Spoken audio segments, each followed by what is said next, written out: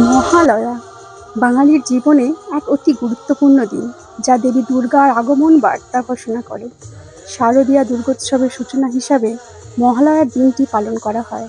এটি কেবল ধর্মীয় উৎসব নয়, বরং আবেগ ও সংস্কৃতির অংশ। আজকের এই ভিডিওতে আমরা জানব মহালয়ার ইতিহাস, তাৎপর্য এবং এই দিনের বিশেষতা সমূহ।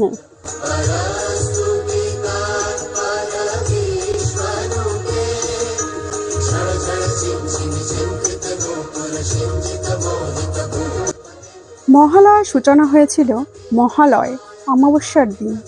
এই দিনে পিতৃতর্পণ বা পিতৃপুরুষদের আত্মার শান্তির জন্য বিশেষ পুজো এবং পিণ্ডদান করা হয়। মহালয়া মূলত বেদে উল্লেখিত অশুভ শক্তির বিনাশ এবং শুভ শক্তির আগমনকে তুলে ধরে। 1931 সালে আকাশবাণী কলকাতায় প্রথম মহালয়ার অনুষ্ঠান সম্প্রচার শুরু হয়, যার মূল আকর্ষণ ছিল বীরেন্দ্রকৃষ্ণ ভদ্রের চণ্ডীপাঠ। আজও এই চণ্ডীপাঠ বাঙালির মনে অটুটভাবে জড়িয়ে আছে।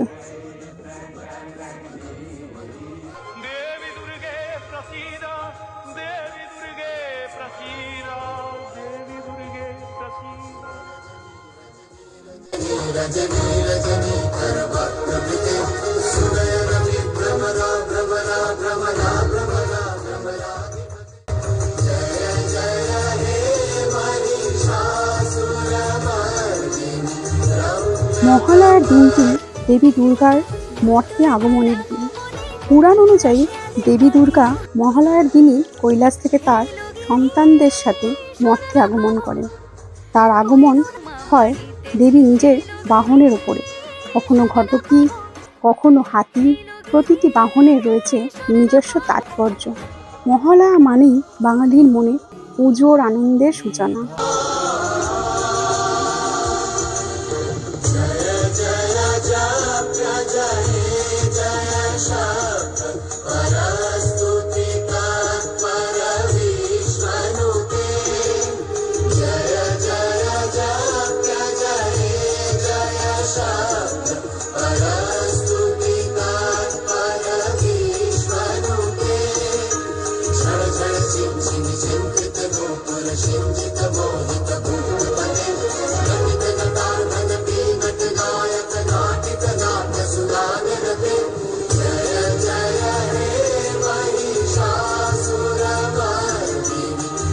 মহালয়া পিতৃপক্ষের সমাপ্তি এবং দেবীপক্ষের সূচনা করে।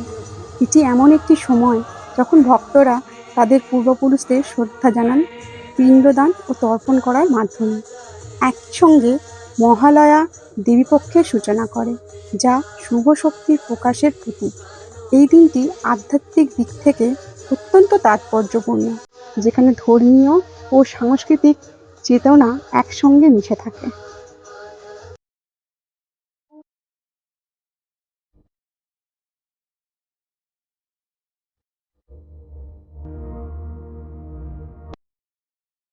মহালয়ার আরেকটি প্রধান আকর্ষণ হলো বীরেন্দ্রকৃষ্ণ ভদ্রের কণ্ঠে চণ্ডীপাঠ।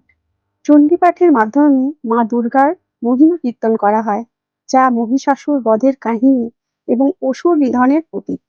বছরের পর বছর ধরে আকাশবাণীতে সম্প্রচারিত হয় এই চণ্ডীপাঠ বাঙালির মনে এক অবিস্মরণীয় আবেগ হিসাবে থেকে গেছে।